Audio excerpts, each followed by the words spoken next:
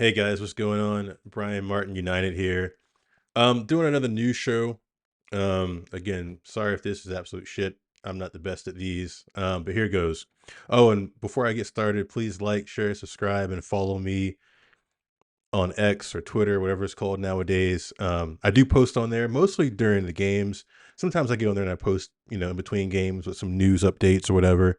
Um, or maybe you know, I'll post a poll or something like that. But anyway, get involved. Follow me on X, Twitter, whatever it's called, and like, share, and subscribe to the channel. Help me grow a little bit. Help me reach a bigger audience. Help me get better graphics because these kind of suck. But this is actually a photo I took this way. This is a photo I took actually at Old Trafford. So kudos to me for that. I've got some photography skills. So, I applied to be a photographer, but Jim Ratcliffe was like, "You're not in the budget, so you're cut." No, I'm kidding. I didn't apply to be a photographer. Anyway, let's get into it. So, just a quick headlines roundup.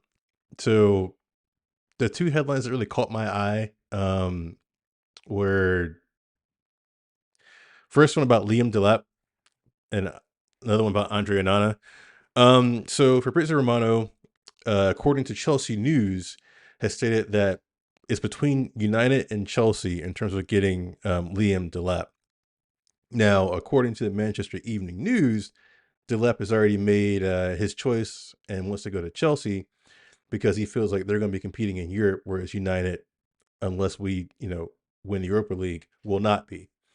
I mean, can you blame him? Can you blame him, to be honest? I mean, you can't really. All right. Just some quick Delap stats. 29 starts this season, 12 goals, 2 assists, 61 shots, 29 of those shots on target. So what is that, like a 20% conversion rate? So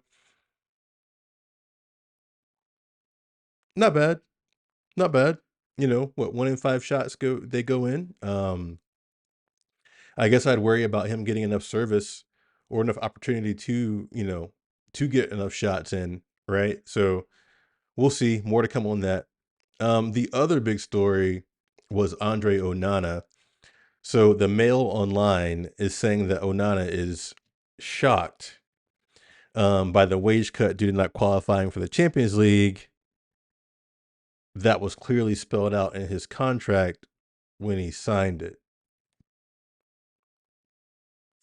Anyway, you get what I'm saying there. Like, how are you gonna be shocked, buddy, about something that you signed up for? It's like, oh, like I signed up for a pay cut if we don't qualify for this.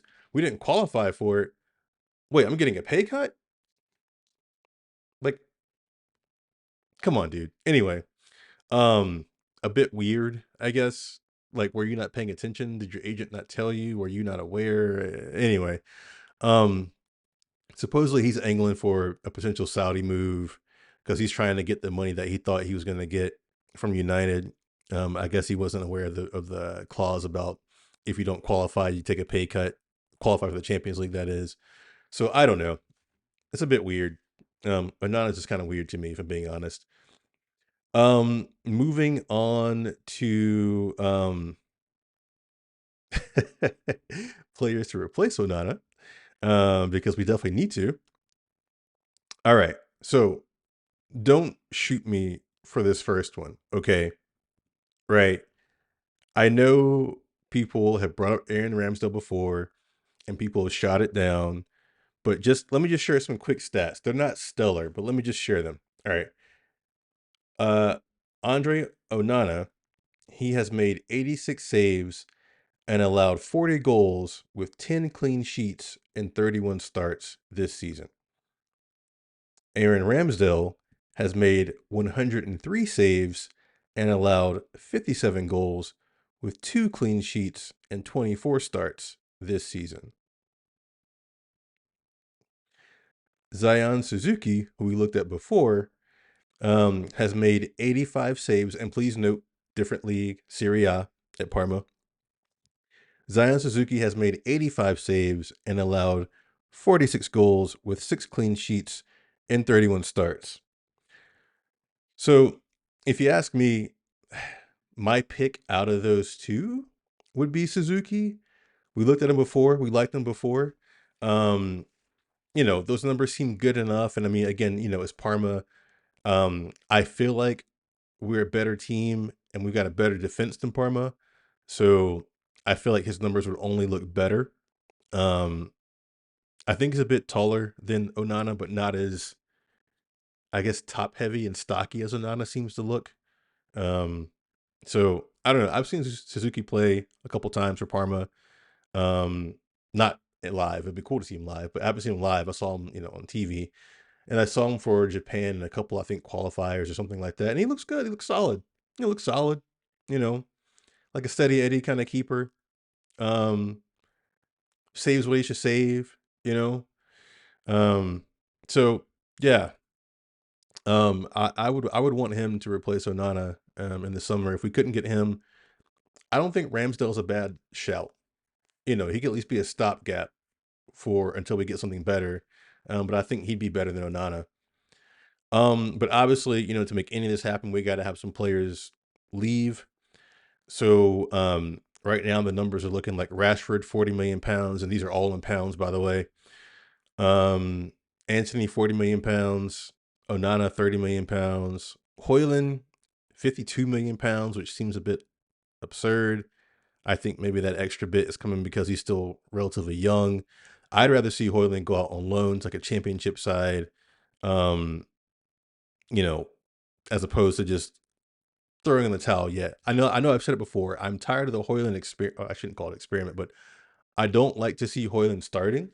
Obviously, he has to start now because Xerxes hurt. But prior to Xerxes' injury, I kept banging the drum saying Xerxes needs to start. Hoyland can come off the bench and kind of, you know, um, be a nuisance and use his speed and pace when defenders are tired.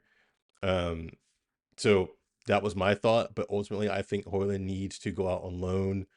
I was going to say to a lesser Premier League side, but anybody lesser than us is getting relegated. So can't really say that anymore now, can I? Um, so I think he needs to go to a championship side. I do want him to stay in England.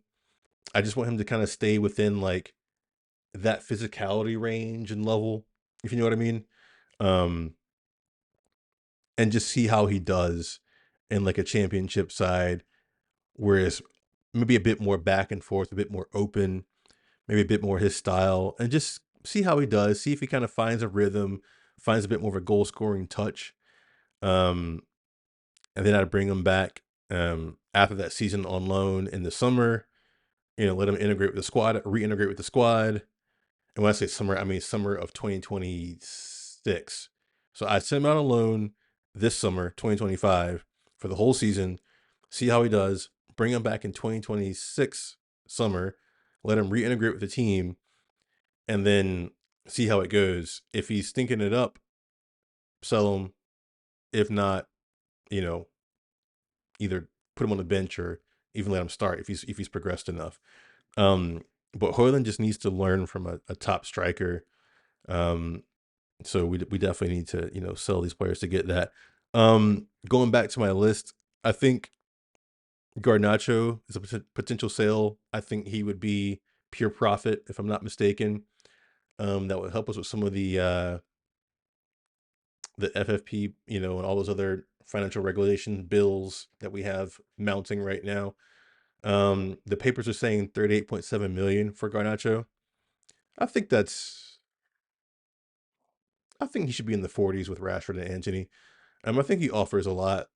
Again, I don't want to see him go. I'd rather see Garnacho go back to the bench and be like a super sub, like I was describing with Hoyland, someone who comes on, runs at the defense when they're tired, makes a nuisance, maybe causes another goal or two, something like that. You always want to have that on the bench, right? So it's like you've got your starters, and then when the other team gets tired, you send on the players that are a bit of a pain in the ass to play against, players who constantly move and run. And as a defender, you're like, shit, I'm tired. Now I got this asshole running at me, you know, 100 miles an hour, full stop. And then usually that leads to a goal. Not saying Hoyland or Garnacho are assholes. I don't mean that, but generally speaking, that's what the defender's thinking. Um, but if we do sell Garnacho, it's looking like maybe 38.7 million, $40 million. And then Malacia. I have not seen him mentioned yet in terms of sales. I think his contract expires in 2026. So I would think that we could sell him maybe this summer. Although his loan spell is not working out, so he might be coming back. Um, Same thing with Sancho might be coming back. I forgot to add Sancho. I forgot to add Sancho to this list, but I guess we still own Sancho, right? So I guess we'd sell him too, to somebody. Um, but anyway, you know, that's what we need to do. We need to sell these players, or at least a majority of these players listed here, plus Sancho, to get some funds. I would try and get like a Suzuki in goal, and then I would just try and get a bunch of steady Eddie players, um, to complement someone like a Bruno or a Xerxes or Ahmad, and then a top striker, right? I don't think we need to do too much defensively. Um, I think we can hold out for another season without buying any defensive reinforcements. But again, we need a new goalie, so I would say Suzuki. In the midfield, I'd want another body. Again, just a steady Eddie. Does not need to be a superstar. And by the way, those who English isn't your first language, when I say steady Eddie, I just mean like a consistent player, not a superstar, not someone who's gonna score you a ton of goals or anything like that, because that's gonna cost too much. Just someone who just does a solid job, right? Like if they're more of a defensive midfielder, they get in there and they get the ball and they give it to a Bruno or someone else. Um, just a steady player, right?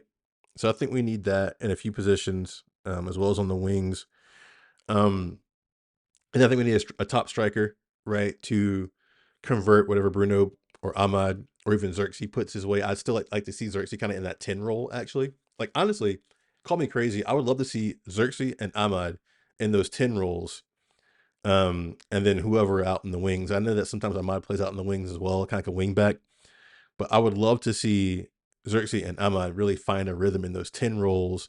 And then Bruno sits in the midfield next to a more defensive minded midfielder. So that way Bruno can get the ball from the back, progress it forward to like an Ahmad or a Xerxes. Um, and then they can kind of play their quick 1-2s and whatnot with a striker who's got good feet but is also large and pacey. So you can kind of knock it into them to hold it up, or they can play quick little 1-2s, little one-touch passes in and around the box and get off a good shot. Because Xerxes can shoot, Ahmad can shoot, and whoever the striker is should be able to shoot as well. So that's where I would splash the cash, is on a striker and a bit on a goalie. The rest just seem to be steady, consistent players who aren't superstars, who aren't going to break the bank. I mean, I don't know if we need to like kidnap some of the Brighton scouts and try and find some players like that. They seem to be good at finding players like that, but that's what we need.